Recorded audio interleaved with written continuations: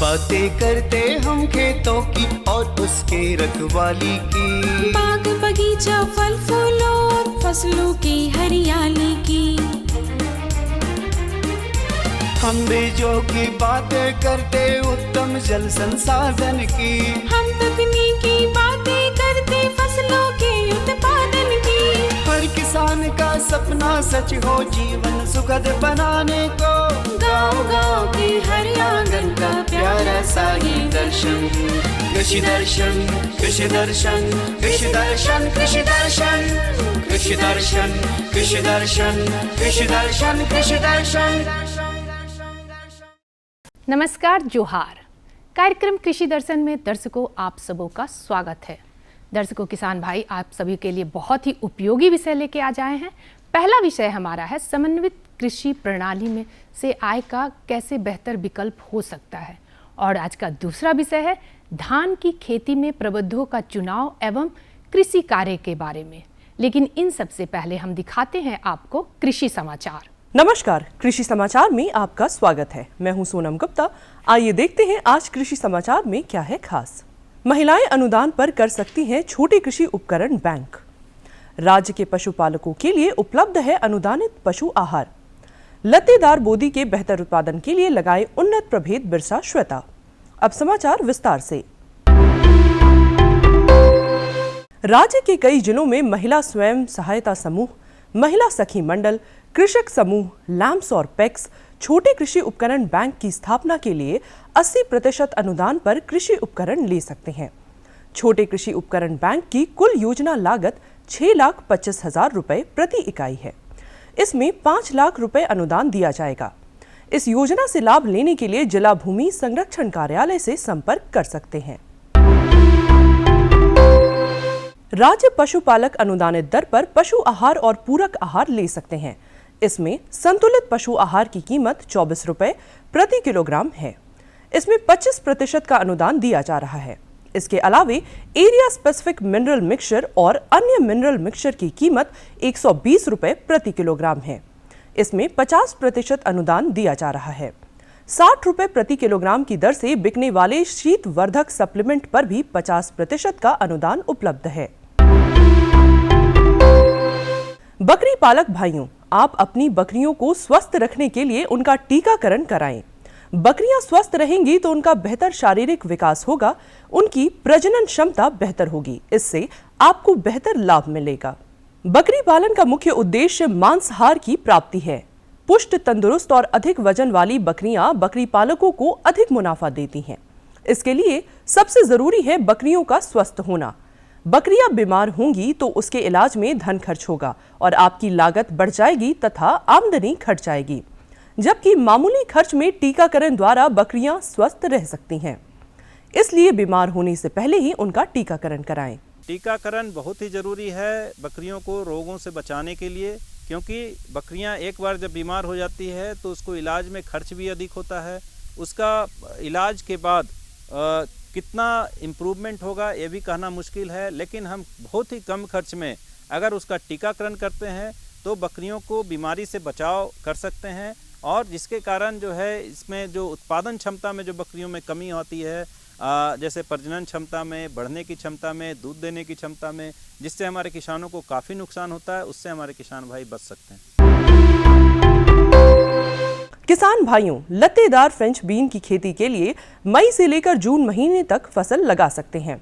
झारखंड में लत्तेदार French bean के बेहतर उत्पादन के लिए उन्नत प्रभेद केतकी वंडर, बिरसा प्रिया या स्वर्ण लता लगाएं। लत्तेदार फ्रेंच बीन की बुआई में 25 से 30 किलोग्राम बीज प्रति हेक्टेयर की दर से लगाएं। इसमें कतारों के बीच 75 सेंटीमीटर और पौधों के बीच 15 सेंटीमीटर की दूरी रखें। लत्तेदार फ्रेंच बीन के उन्नत प्रभेदों में केतकी वंडर, बिरसा प्रिया और स्वर्ण लता की उत्पादन क्षमता 125 से 150 क्विंटल प्रति हेक्टेयर है। हाथों से मूंगफली का दाना निकालने में काफी मेहनत और काफी समय लगता है। राज्य के किसान मूंगफली से दाना निकालने के लिए ग्राउंड डीकोट्रिकेटर नामक कृषि यंत्र की सहायता ले सकते हैं। इसकी कार्य क्षमता 5 क्विंटल प्रतिदिन है। आज हम जानेंगे मिर्च फसल में पत्ती अंगमारी और फल सड़न रोग के रोकथाम के उपाय के बारे में।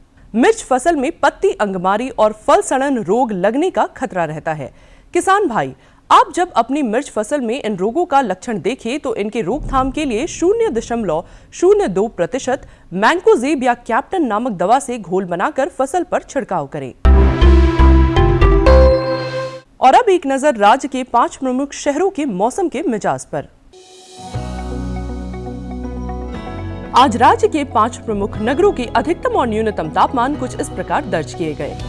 रांची का अधिकतम तापमान। कृषि समाचार में आज इतना ही। अगले दिन अगले अंक में फिर मुलाकात होगी कुछ ताजा तरीन खबरों के साथ। तब तक के लिए दीजिए इजाजत। नमस्कार, जोहार। कृषि समाचार में आपने कृषि जगत से जुड़ी हुई खबरें देखी मंडी का भाव और साथ में 24 घंटे का तापमान भी जाना। एक रुकते हैं छोटे से विराम के लिए। विराम में भी आपके लिए संदेश छिपा है।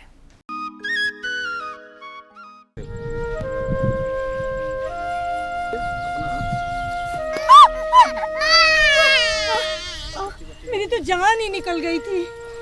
अरे 2 बच्चा पेट में ही खराब हो चुका है। कितनी मुश्किल से आया हमारा ये राजा बेटा। अपनी जान लगा देंगे लेकिन तुम्हें कुछ नहीं होने देंगे। तुम बहुत उदास बैठे थे। हाँ, 2-3 साल से उपज घट गई है। हम कृषि वैज्ञानिक से मिलके आते हैं। इसे संभालना। अब नहीं लड़खड़ाऊंगी। तुम फसल संभालो, मैं नस्ल संभालती हूँ। मिट्टी से ही पैदा होता है सब कुछ। हम जो मिट्टी को देंगे वही तो मिट्टी हमें वापस करेगी। रासायनिक खाद और रासायनिक दवा के बेतहाशा व्यवहार से मिट्टी का स्वास्थ्य बिगड़ गया है। मिट्टी बीमार तो उपज बीमार, उपज बीमार तो संभव है उपज खाने वाले भी बीमार। वैसे तुम क्या देते हो? यूरिया। अब नीम कोटेड यूरिया दो, इसमें फायदा ही फायदा है। मिट्टी उपज और उपज खाने वाले हम सबकी सेहत का रखवाला नीम कोटेड यूरिया।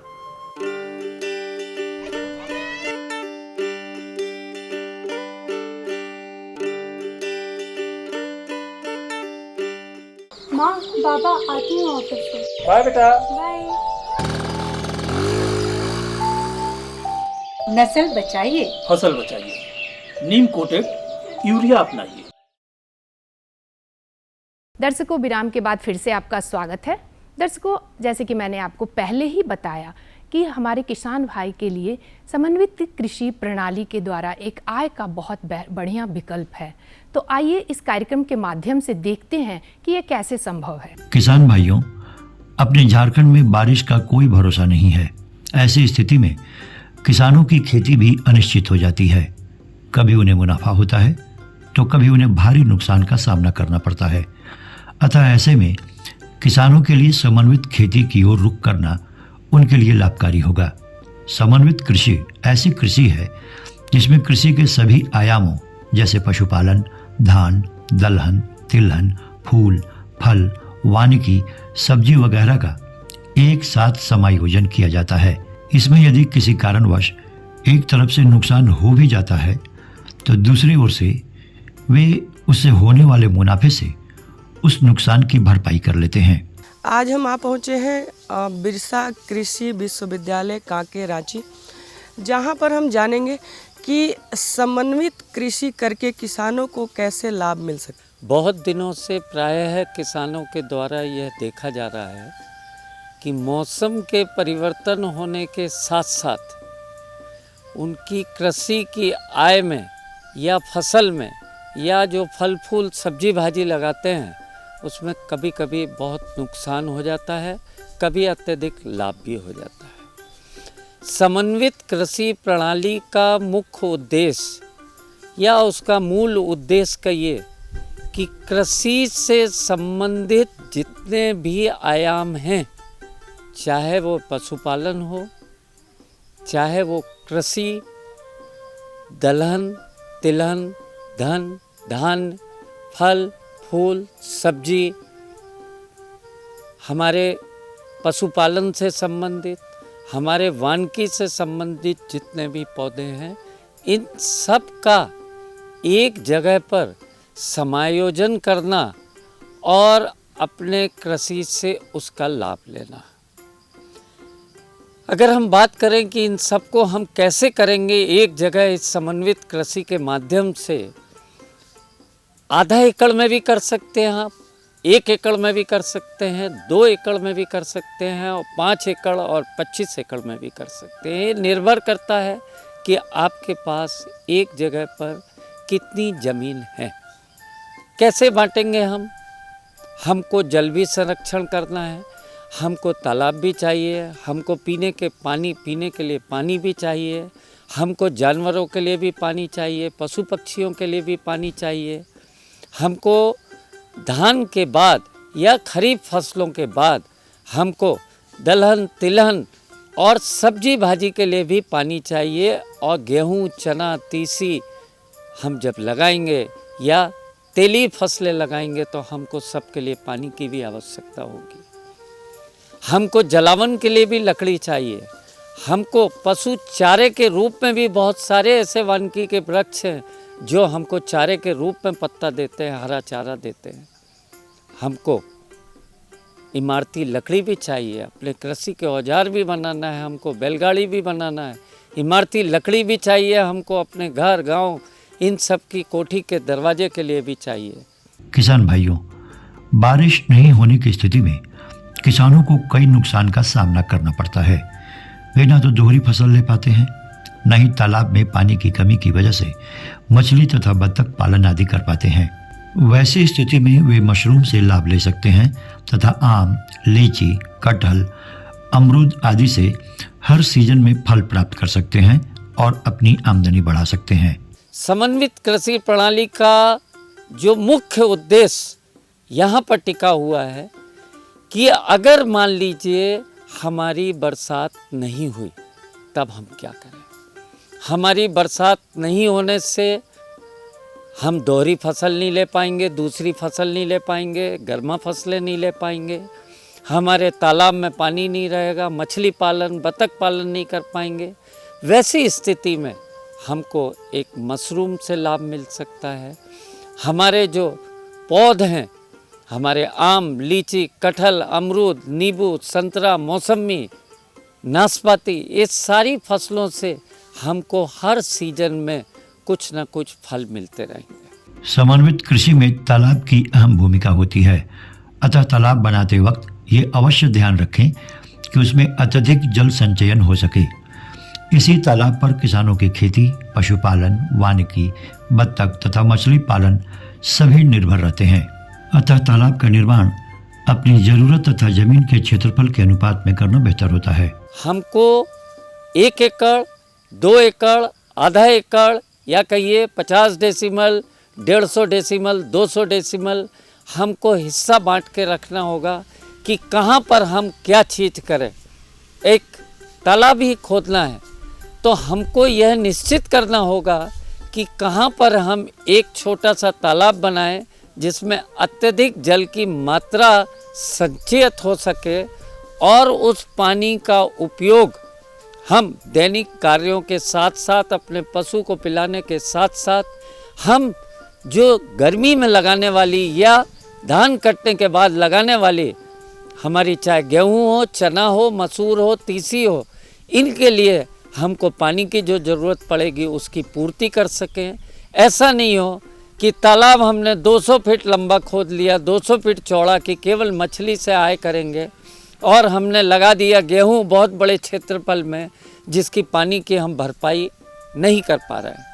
तो हमको यह निश्चय करना होगा कि किस फसल के लिए हमको कितना पानी चाहिए और कितना पानी हमारा तालाब में जब अंतिम पानी उसको देना हो। कभी कभी ऐसा भी होता है कि 3 पानी देने के बाद जब फसल हमारी तैयार होने लगती है, जब दाना बन के तैयार होने के रास्ते पर होता, उस समय हमारा तालाब सूख जाता है और हमारी पूरी मेहनत और हमारा पूरा पैसा जो हमने लगाया है वह सब खत्म हो जाता है और हमको बदले में केवल भूसा मिल पाता है। वैसा ना करें, हम निश्चय कर लें कि हमको किस साइज के तालाब से कितना पानी हमको मार्च, अप्रैल, मई, जून तक मिलेगा और हम कितने बड़े क्षेत्रफल में काम कर सकते हैं। अगर आपकी जगह थोड़ी छोटी है, आप 100 डेसिमल, 80 डेसिमल, 120 डेसिमल में ही कर रहे हैं, अगर आप 20 डेसिमल में सब्जी लगाते हैं तो कृपया करके बाढ़ नुमा पद्धति से पानी ना दें। वहाँ थाला बनाकर या टपक सिंचाई के माध्यम से या मल्चिंग उसमें कर कम से कम पानी के प्रयोग से ज़्यादा लाभ अर्जित करने का प्रयास करें। पानी आपके पास सीमित मात्रा में है, मछली के लिए भी पानी उपयोग हो रहा है, उसी समय बतख भी है आपके पास, आपका सुअर पालन भी हो रहा है, गाय पालन भी हो रहा है, बकरी पालन भी हो रहा है। साथ साथ गर्मी में जो पौधे आप इस साल लगाएंगे या 2 साल पहले लगा चुके हैं, उन सबको भी पानी देना होगा। इसलिए ध्यान रखें कि हम उतनी ही क्षेत्र में फसलों को, दोहरी फसलों का बुआई करें ताकि हम पानी की भरपाई को पूरा कर सकें। किसान भाइयों, समन्वित कृषि से यदि पूरा लाभ लेना है तो कुछ बातों पर ध्यान देना अति आवश्यक है। जैसे वृक्षों को इस तरह लगाएं कि उसकी छाया का असर दूसरी फसल पर ना पड़े। फिर तालाबों की मेड़ का भरपूर उपयोग करके उसकी आरी में खेती करें। तालाब की मेड़ पर पशुपालन इस तरह करें कि उसके मलमूत्र तालाब में जाएं और मछलियों का भोजन बने। नंबर 3 चीज, जो भी वृक्ष हमारे लगेंगे उनको इस हिसाब से लगाएंगे कि उनकी छाया का असर हमारे उस पर फसलों पर ना पड़े। हम तालाबों की मेड़ का भरपूर उपयोग करें, क्योंकि वह भी ज़मीन हमारी है जहाँ से हमने ज़मीन से मिट्टी निकाल कर मेड़ पर रखी है, उसको खाली ना छोड़ें। उसकी आड़ी पर भी हम खेती का काम करें। हम मुर्गी को इस प्रकार से तालाब के मेड़ पर इस प्रकार से मुर्गी पालन करें या सुअर पालन करें या बकरी पालन करें या गौ पालन करें, जिसमें उसका मूत्र और उसका मल तालाब के अंदर जाए।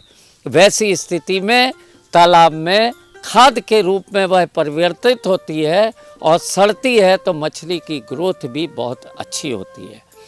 अगर हमारे पास पीने के पानी की भी समस्या है तो हमको वैसी भी जगह पर एक कुएं का भी निर्माण करना होगा, ताकि हम अपना तालाब से पानी, अगर वैसी स्थिति आई कि वर्षा इस बार कम हुई है, नहीं हुई है, तालाब में पानी नहीं है, तो हमको पीने के पानी की कमी ना हो और हम अपने फसलों को पानी की कमी से बचा सकें।